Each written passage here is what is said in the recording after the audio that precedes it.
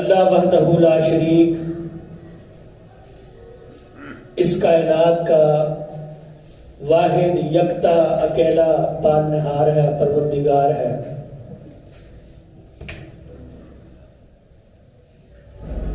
اللہ کے سوا کائنات میں کوئی رزق دینے والا نہیں، کوئی بارش برسانے والا نہیں، کوئی اولاد دینے والا نہیں، کوئی مشکلات ٹالنے والا نہیں، کوئی آسانیاں پیدا کرنے والا نہیں۔ کائنات کے ذرے کو دنیا کی کوئی ہستی، کوئی شخصیت، کوئی ذات پیدا کرنے والی نہیں۔ بیماریوں کو اتارنے والی ذات بھی وہی ہے، شفا دینے والی ذات بھی وہی ہے، معاشرے میں الفت اور محبت کو پیدا کرنے والی بھی ذات وہی ہے، اور معاشرے کے اندر اس دنیا کائنات میں اگر کوئی پتا ہلتا ہے، کوئی بارش کا قطرہ گرتا ہے، کوئی سمندر کے پانی کا ذرہ خشک ہوتا ہے یا بڑھتا ہے یا کم ہوتا ہے، اور کائنات میں کوئی بھی چیز جنم لیتی ہے یا فنا ہوتی ہے، وہ سب رب تعالیٰ کے حکم سے ہے۔ وہی ذات، وہی اللہ وحدہ لا شریک، وہی رب السماوات، ہر قسم کی عبادت اسی کے لیے خاص ہے۔ اخلاص کا یہی مطلب ہے کہ اپنے خالق اور مالک رب العالمین کی ایسے عبادت کرنا کہ اللہ وحدہ لا شریک کے ساتھ کسی کو بھی ذرہ بھر بھی شریک نہ کرنا۔ اور ریاکاری کا یہ مطلب ہے کہ اللہ وحدہ لا شریک کی ذات کو چھوڑ کر، رب رحمان کو چھوڑ کر، رب العالمین کو چھوڑ کر کسی اور کی خوشنودی کے لیے، کسی اور کی رضا کے لیے، کسی اور کو خوش کرنے کے لیے، کسی اور کو دکھانے کے لیے کوئی تھوڑا بہت عمل کرنا۔ نبی اکرم صلی اللہ علیہ وسلم نے ارشاد فرمایا، ان اخوف ما اخاف علیکم الشرک الاصغر الریا۔ لوگوں میں سب سے زیادہ جس چیز کے متعلق تم میں سے ڈرتا ہوں کہ تم جس چیز میں مبتلا ہو جاؤ گے، جس چیز کا شکار ہو جاؤ گے، جس چیز میں آزمائے جاؤ گے، سب سے زیادہ مجھے جس چیز کی فکر ہے تمہارے متعلق، فرمایا وہ چھوٹا شرک ہے۔ الشرک الاصغر والریا، چھوٹا شرک آپ صلی اللہ علیہ وسلم نے ریا کو قرار دیا، دکھلاوے کو قرار دیا، سمعہ کو قرار دیا۔ کسی کو دکھلانے کے لیے عبادت کرنا، کسی کو دکھلانے کے لیے صدقہ کرنا، کسی کو دکھانے کے لیے نماز پڑھنا۔ اللہ تعالیٰ نے اخلاص کے ساتھ اللہ کی عبادت کرنے کا حکم دیا، سجدہ کرنے کا حکم دیا، نماز پڑھنے کا حکم دیا۔ قرآن مجید میں اللہ تعالیٰ نے فرمایا اس کے لیے خالص ہو کر عبادت کرو، خالص ہو کر رب العالمین کو پکارو، اللہ کے سوا کسی کو نہ پکارو۔ اپنی پکار میں، عبادت میں، دعا میں، کسی بھی چیز میں رب العالمین کے سوا کسی کو بھی شریک نہ کرو۔ جب انسان اللہ کے سوا، اللہ کی ذات کے سوا کسی اور کے سامنے ماتھا ٹیکتا ہے، قبر کو سجدہ کرتا ہے، درخت کو سجدہ کرتا ہے، بت کو سجدہ کرتا ہے، کسی انسان کو سجدہ کرتا ہے، یا غیر اللہ کو، کسی بھی چیز کو سجدہ کرتا ہے، اللہ تعالیٰ اسے اس کائنات کا سب سے بڑا جرم اور سب سے بڑا گناہ قرار دیتے ہیں، وہ شرک بن جاتا ہے۔ اور جب سجدہ تو اللہ تعالیٰ کے لیے ہو، عبادت تو اللہ تعالیٰ کے لیے ہو، جھکنا تو رب تعالیٰ کے سامنے ہو، لیکن مقصود یہ ہو کہ اللہ کے ساتھ ساتھ کوئی اور بھی راضی ہو جائے، تو نبی اکرم صلی اللہ علیہ وسلم اس کو بھی چھوٹا شرک قرار دیتے ہیں، کیونکہ اس میں بھی وہ شرک کا ایک پہلو پایا جاتا ہے۔ جس طرح حقیقی شرک کے اندر اللہ کے سوا کسی اور کو سجدہ کیا جاتا ہے، اس شرک خفی میں، ریاکاری میں، اس میں بھی ایک عنصر یہ پایا جاتا ہے کہ انسان کے دل میں یہ خواہش ہوتی ہے اللہ بھی راضی ہو، ساتھ یہ بندہ بھی کہے کہ بڑا نمازی بندہ، بہت خرچ کرنے والا بندہ ہے، بڑا یتیموں کا خیال رکھتا ہے، بڑا بیواؤں کے اوپر دست شفقت رکھتا ہے، بڑا مسجد سنبھالنے والا بندہ ہے، بڑا نیکوکار ہے۔ بڑا اچھا انسان ہے. تو ساتھ سوچ میں یہ جو فرق آتا ہے، چونکہ یہ شرک سے ملتا جلتا ہے کہ اس میں بھی غیر اللہ کے لیے کچھ تصنع ہوتا ہے، غیر اللہ کے لیے کچھ حصہ خاص کیا گیا ہوتا ہے، اگرچہ سارا نہیں ہوتا. اس لیے اس بنا پر اسے شرک اصغر کہا گیا، شرک خفی کہا گیا. جو حقیقی شرک ہوتا ہے اس میں تو نظر آ رہا ہوتا ہے نا، یہ دیکھیں جی یہ کوئی جانور کو سجدہ کر رہا ہے، یہ دیکھیں جی یہ کوئی بت کو سجدہ کر رہا ہے، یہ کسی انسان کو سجدہ کر رہا ہے، کسی قبر کو سجدہ کر رہا ہے. وہ شرک ظاہر ہوتا ہے. یہ شرک خفی اس لیے ہے کہ یہ چھپا ہوا ہے. یہ محراب میں سجدہ کر رہا ہے، یہ مصلی پر سجدہ کر رہا ہے، یہ مسجد میں سجدہ کر رہا ہے، لیکن چونکہ مقصود اللہ کے سوا کسی اور کو دکھلانا بھی ہے، اس لیے یہ شرک چھپا ہوا ہے. کسی کو کیا پتا جو سجدہ کر رہا ہے کس لیے کر رہا ہے؟ یہ تو اس کرنے والے کو پتا کہ وہ کس لیے کر رہا ہے. تو اس لیے میرے محترم بھائیو، عزیز ساتھیو، نبی اکرم صلی اللہ علیہ وسلم نے اللہ کے سوا کسی اور کو خوش کرنے کے لیے، کسی اور کو دکھلانے کے لیے اور اس کو یہ باور کرانے کے لیے کہ میں نیکوکار ہوں، کچھ خرچ کرنا، عبادت کرنا، کسی بھی قسم کی نیکی کرنا، اس کو نبی اکرم صلی اللہ علیہ وسلم نے چھوٹا شرک قرار دیا ہے. اور یہ بہت سنگین جرم ہے، بہت بڑا جرم ہے. ہماری صفوں میں یہ جرم آ چکا ہے اور بڑے بڑے لوگ اس جرم سے خالی نہیں ہیں. اللہ تعالیٰ سے اجتماعی طور پر اور انفرادی طور پر توبہ کی ضرورت ہے، اپنے ایمان کو کامل کرنے کی ضرورت ہے، اپنے یقین اور توکل کو پختہ کرنے کی ضرورت ہے. ہر بندے کے دل میں یہ چاہ ہوتی ہے کہ میں عبادت کر رہا ہوں، میں دیندار ہوں، میں خرچ کر رہا ہوں، میں سنت کے مطابق اپنی چال ڈھال، میں اپنی وضع قطع رکھتا ہوں. لوگ یہ سمجھے کہ میں اچھا بندہ ہوں، لوگ یہ سمجھے کہ میں بہت بڑا عالم، لوگ یہ سمجھے کہ میں بہت بڑا نمازی ہوں، لوگ یہ سمجھے کہ میں بہت بڑا نیکوکار ہوں. اکثر نیک لوگوں کے دلوں میں یہ خیال آ جاتا ہے. آپ اسے خیال نہ کہیں، آپ وسوسہ کہیں، لیکن آ ہی جاتا ہے. اسی لیے کتنی بہترین بات نبی اکرم صلی اللہ علیہ وسلم کیسے اس کائنات کے لیے نمونہ اور آئیڈیل ہے. آپ صلی اللہ علیہ وسلم نے اسی وجہ سے فرمایا انی لاستغفر اللہ فی کل یوم اکثر من 70 مرۃ، میں ایک دن میں 70 مرتبہ سے زیادہ اللہ تعالیٰ سے استغفار کرتا ہوں. جب بندہ نیکیاں کرے گا، بڑھ چڑھ کر نیکیاں کرے گا، نوافل کا اہتمام کرے گا، نمازیں ادا کرے گا، صدقات کرے گا، صلہ رحمی کرے گا، تلاوت الاذکار کرے گا اور نیک کام کرے گا، پھر اس کے دل میں اگر کبھی خیال آ بھی جاتا ہے، وسوسہ پیدا ہو بھی جاتا ہے، اگر وہ دن میں 20 مرتبہ، درجنوں مرتبہ استغفار کرتا ہے تو اللہ تعالیٰ استغفار کے ذریعے اس کے یہ گناہ معاف کر دے گا، اس وسوسے کو ختم کر دے گا. ہمارا مسئلہ یہ ہے، ہم نیکیاں کرتے ہیں، اچھائیاں کرتے ہیں، لیکن اس کے ساتھ استغفار نہیں کرتے. تو استغفار کا ایک فائدہ یہ بھی ہے کہ جب ہم عبادت کریں گے، کبھی ہماری عبادت میں ہماری نیت تھوڑی سی ڈگمگا جائے، یہ استغفار اس ٹیڑھ پن کو دور کر دے گا، اس کمی اور کجی کی تلافی کر دے گا، ہماری عبادت کو خالص اور مخلص بنا دے گا. نبی اکرم صلی اللہ علیہ وسلم نے اسے کتنا بڑا خطرہ قرار دیا. آپ اس حدیث سے اس بات کا اندازہ لگائیں. سنن ابن ماجہ میں یہ حدیث ہے. صحابہ کرام کہتے ہیں خرج علینا ونحن نتذاکر الدجال. نبی اکرم صلی اللہ علیہ وسلم ہمارے اوپر آئے، یعنی ہم بیٹھے ہوئے باتیں کر رہے تھے کہ آپ صلی اللہ علیہ وسلم تشریف لے آئے.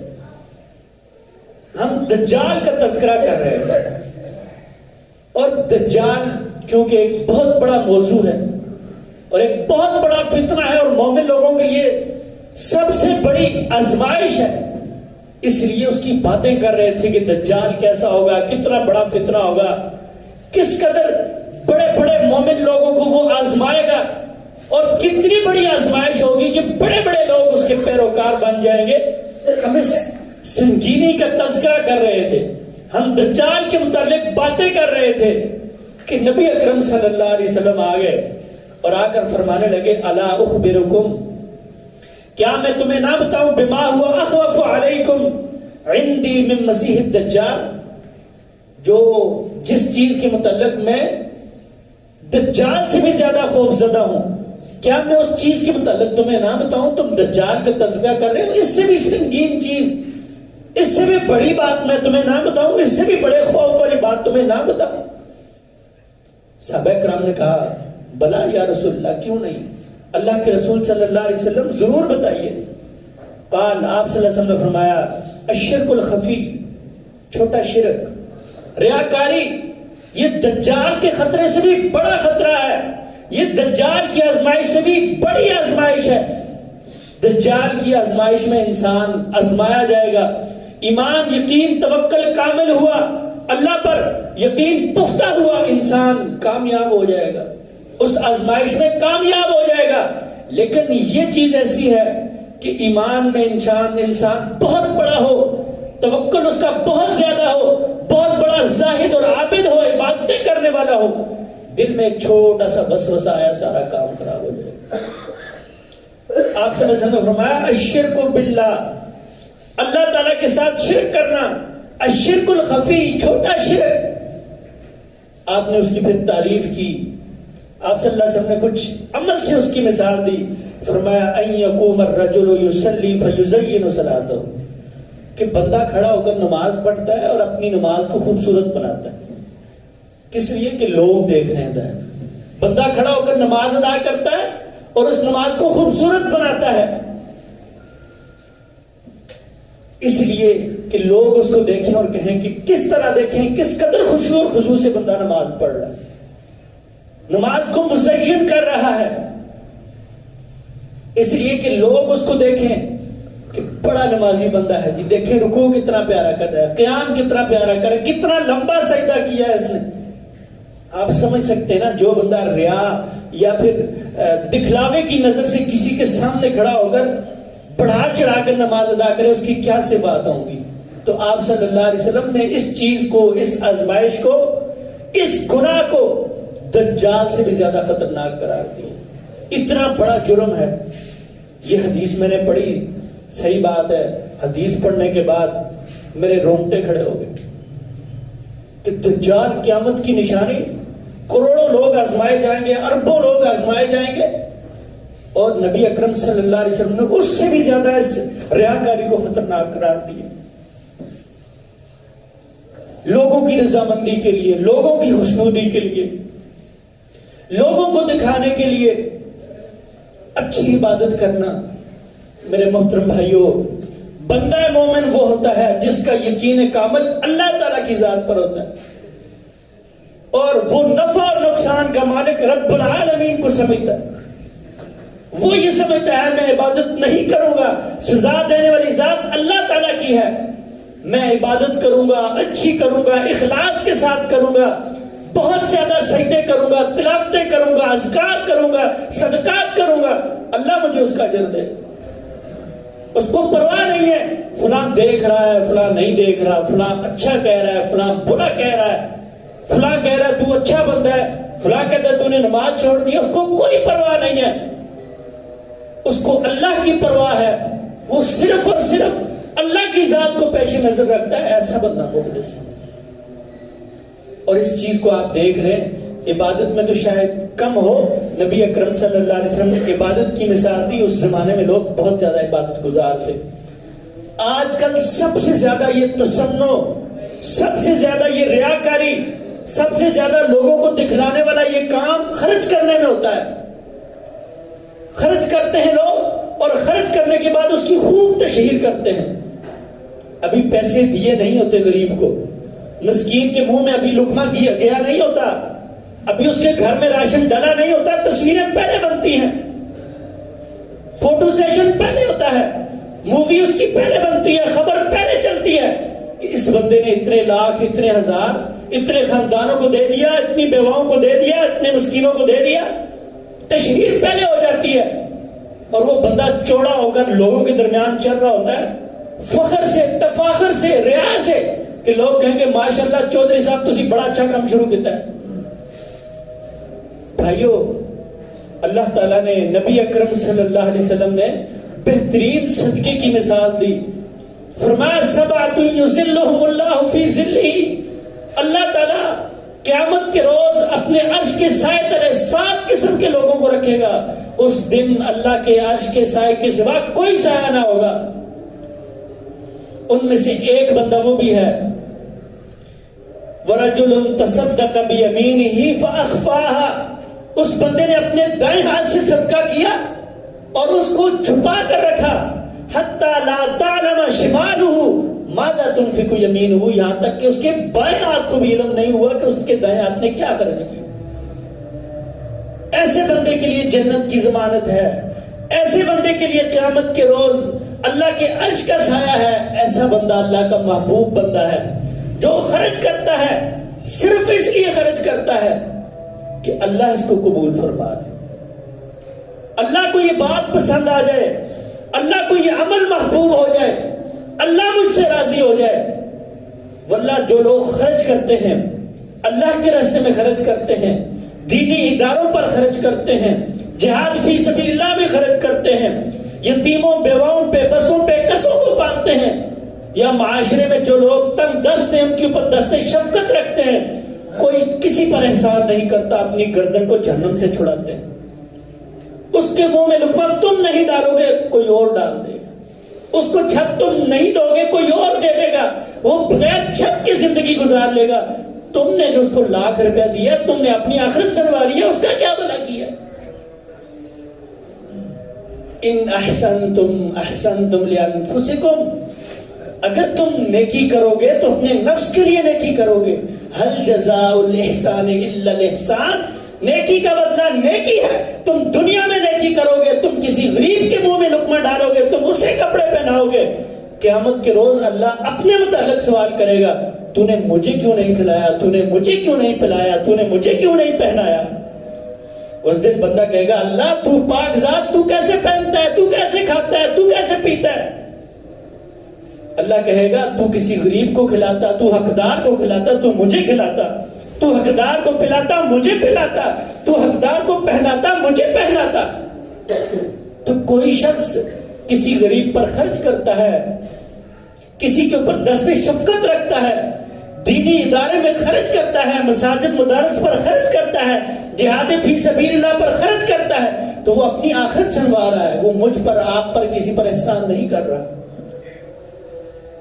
تو پھر فخر کس بات کا، تکبر کس بات کا،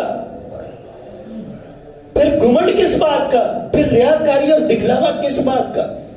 سنیے نبی اکرم صلی اللہ علیہ وسلم ارشاد فرماتے ہیں ان اللہ یحب العبد التقی الغنی الخفی، اللہ تعالیٰ اس بندے کو جو متقی ہے، جو لاپرواہ ہے، جو چھپ کر خرچ کرنے والا ہے، اللہ تعالیٰ اس کو پسند کرتا ہے.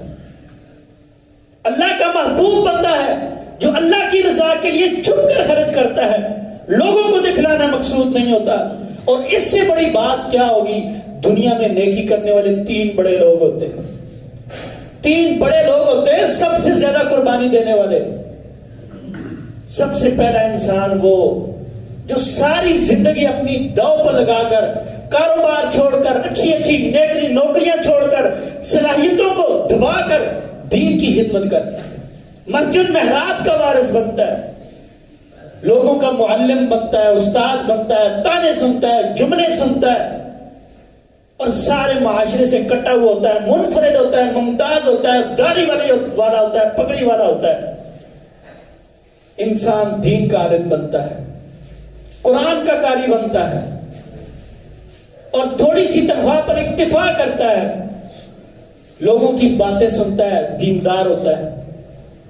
نبی اکرم صلی اللہ علیہ وسلم نے فرمایا اگر یہ دین کا قاری، اگر یہ دین کا عالم، اگر یہ حدیث کا جاننے والا، اگر یہ قرآن مجید کا خدمتگار، اگر یہ لوگوں کا امام، اگر یہ اللہ تعالیٰ کے لیے خالص ہو کر عبادت نہیں کرتا، خطبہ نہیں دیتا، واعظ نصیحت نہیں کرتا، لوگوں کو دکھلانے کے لیے کہتا ہے لو جی میری آواز خوبصورت، میرا علم بہت بڑا، لوگوں کو کہتا ہے میرے سامنے بول کوئی نہیں سکتا، لوگوں کو دکھلانے کے لیے اشعار پڑھتا ہے، لوگوں کو دکھلانے کے لیے تلاوتیں کرتا ہے، عبادتیں کرتا ہے، مسئلے بیان کرتا ہے.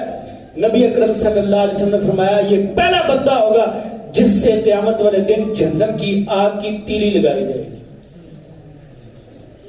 جہنم کی آگ کو کسی زندیق سے نہیں بھڑکایا جائے گا, کسی ملحد اور کافر اور مشرک سے نہیں بھڑکایا جائے گا, کوئی ہندو یہودی اور مجوسی اور بت پرست نہیں ہوگا, کوئی نبی کا قاتل نہیں ہوگا, کوئی قرآن کو جھلانے والا نہیں ہوگا, کوئی اور زندیق یا برے قسم کا کافر نہیں ہوگا.